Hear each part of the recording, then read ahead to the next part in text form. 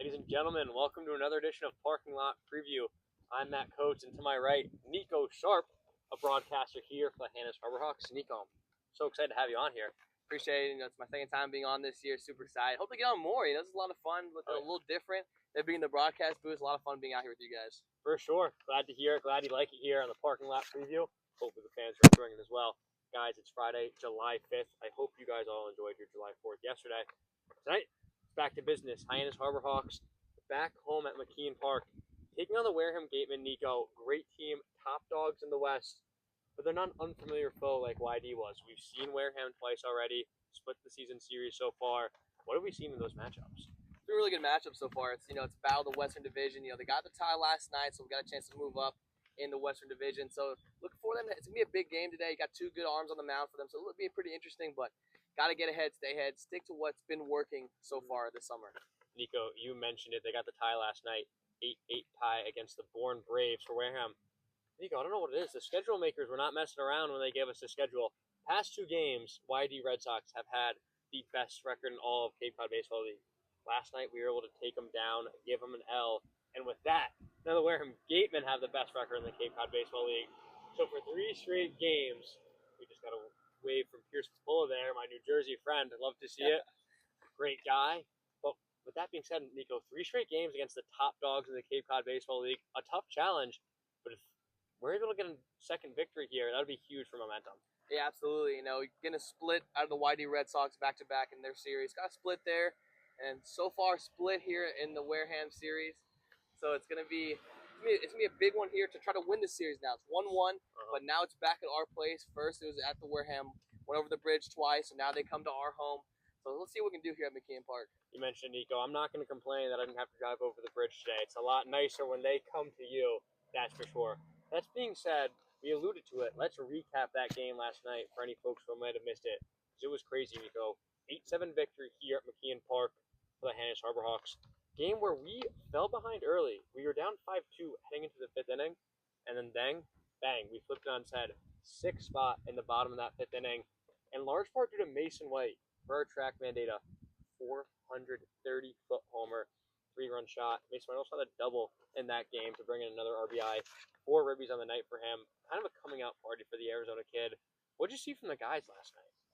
Yeah, speaking from him, he swung the bat well, and just the way he was, even the way he was fouling pitches off, he's on time, getting his foot down, and he was working hard, pull side, and that's what we were talking about in the broadcast booth. Is his swings look so good, and so he hit that double, and then you can kind of tell, he had his timing, he felt good, he was seeing the ball well last night, and then that 430-foot home run, and to remind you guys, this is a wood bat league, and these guys are just coming off a spring season of full metal bats, so this is a completely new. So 430-foot with a wooden bat, that's a major league. That's a grown man home run. And so I couldn't imagine what that would look like in the spring. Yeah, you mentioned it, grown man homer. I asked Mitch Carriger about it after the game. I'm like, Coach, 430-foot out of your guy, Mason White. And he said, and I asked him, I was like, what allows him to be such a powerful bat? You saw 19 homers for him back at Arizona this past season. Guy known for his power. The first thing he said, he was like, listen, first, it's a powerful kid.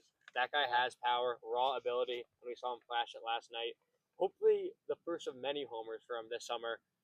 But Nico, on the bump with the start was your guy last night out of Iowa, Aaron Savary. Gave him a few runs, but in 3 2/3 innings, 8 Ks. What was working for him that allowed him to be so successful? And, he did allow a few runs, but it was just one pitch mistake to a guy who wasn't missing last night in Vihiva Aloy. So can't really say much there. But other than that, he was perfect. Everything was working for him. The sinker slider was working. He could put the sinker and slider anywhere you want. He could flip that slider over for a strike, but then using it as a chase pitch late in the count, guys were swinging all over it, out on their front foot, but then able to put that sinker on the hands, really mixing it up well, and just kept the Red Sox off balance all night. Yeah, when you see a guy go 3 2/3 and have 8 strikeouts, the vast majority of his outs coming by the K, he was dominating. And like you said, Vahiva Aloy, I don't think anyone has been able to stop him the past week. I'm sure I'm going to check the stat book tonight, and he's probably going to hit another homer. At least won 3 last night, won the game before, 4 in the 2-game series against us. Phenomenal cat. He's been killing it so far. Just a formidable opponent. But yeah, Savary had it going last night. Yeah, Savary, he had 11 outs, 8 via the K, and 2 was by his battery mate, Camden Janik. Had the back pick to second base and then the stolen base. So I mean, not a lot of contact No. outs. It was a lot of Savary striking guys out, and then his battery mate behind home plate, Cam Janik, throwing a lot of guys out. That's for sure. Great game last night for the Harbor Hawks. Hopefully they can roll it on tonight. With that being said, let's take a little bit closer look at that 8-8 tie we talked about between the Bourne Braves and the Wareham Gatemen. Bourne Braves have been a very interesting team so far this year, Nico. Currently sitting at 4th in the Western Division, but when they play the top dogs, they do great.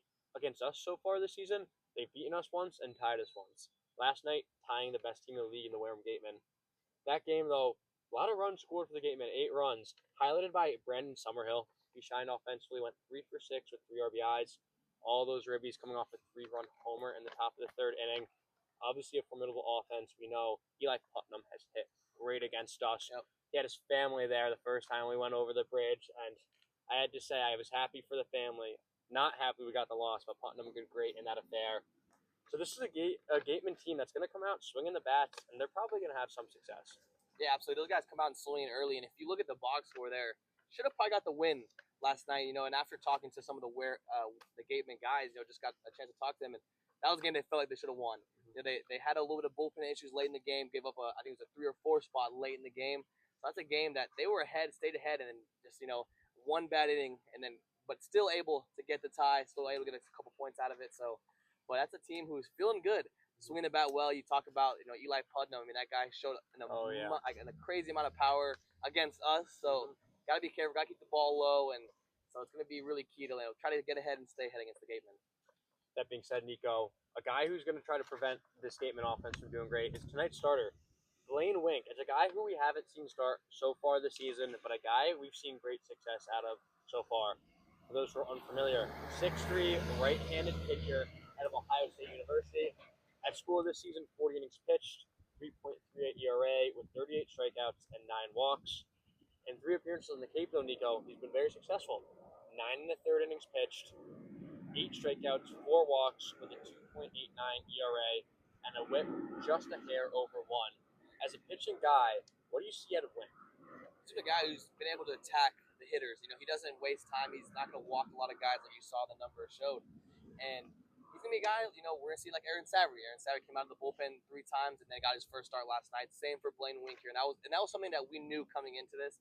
So it's going to be really interesting to see how he attacks, as a starting pitcher. The routine changes when you're going from the bullpen, moving to a starter. So really looking forward to it. See if he can maybe elongate now as a starter, make it 3-4 innings per start. So interested to see how we're going to use him today. For sure, yeah. He's a great pitcher. He's been very successful. Going to be a hot commodity in a few years once his name's going to get called in that MLB draft. But tonight, hopefully he's focused on getting these Gatemen out. Guy who's been successful so far, and I'm sure he'll do the same in a starting role. On the other side, it's a guy we've seen before, Braden Sloan, 6'4", left-handed pitcher out of TCU. A pitcher who we know has great stuff, extremely talented. But in our first match for the year against the Gatemen, he struggled a bit out of the gate. His command wasn't necessarily there. When you look at his stats on the Cape so far, 5 walks. 4 of those walks came in our first meeting against the Gatemen. So clearly, he's sharpened up a bit since then. He's fixed his control. We know he's very talented, uber talented even. What should we expect seeing from Sloan tonight? So whatever we saw from that game 1, you have to flush it.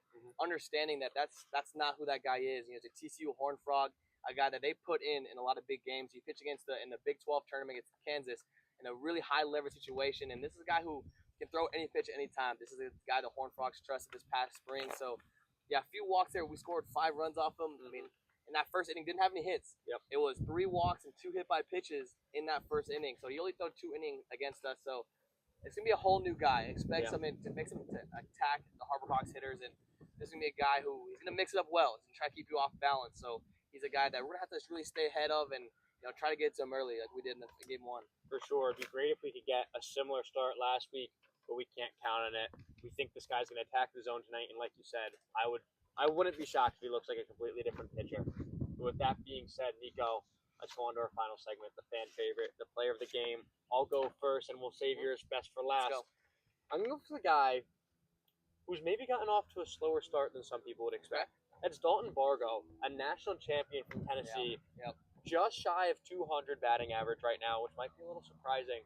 But listen, like I said, national champion Tennessee. He just went through the rigors of a season with ups and downs. Absolutely. You can't win them all in a baseball season. And so I think he's going to be resilient.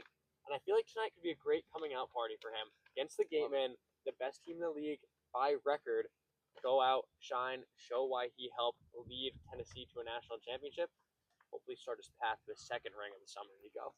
Yeah, I love it. That's the guy whose swings keep getting better as he's going on. Again, numbers haven't shown it, but again, he's only been here for a couple games. Hadn't gotten too many ABs, so expect that his ABs are going to keep getting better, continue to get better. He's still adjusting to the wood bat. He's a guy who just came along, just won a national championship, and now you're playing for the Harbor Hawks. So it's like that's going to be an adjustment to the wood bat, but this is a guy we're super excited for. Swings keep looking better. Can't wait for that guy to start figuring it out. For sure.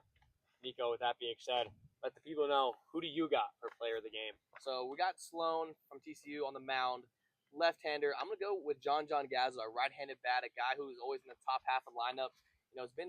He's swinging it and got to do, and you were right there alongside with me, got to do a sharp segment with him, and that'll be coming out very soon, so be sure to check it out. But that's the guy really good with his approach, really good mental aspect to him, a guy who swings it well. I think it's a soft lefty and Sloan who mixes it up, change-up, slider guy. I think John Gazza's got the bad path forward, and that's a guy who can swing well against anybody. But tonight, I see him having a really good game. I love that. Like you said, just recorded a sharp segment. Guys, if you haven't checked it out already, go to our YouTube page. He has a sharp segment out with Aaron Savory, the star pitcher from last night. Absolutely. And then this one with John Gazza should be coming out shortly. Make sure you check them out. Great work. Very insightful from both these players. Nico, thanks so much for joining us, guys. Thank you so much for watching. That being said, go Hawks. Let's go.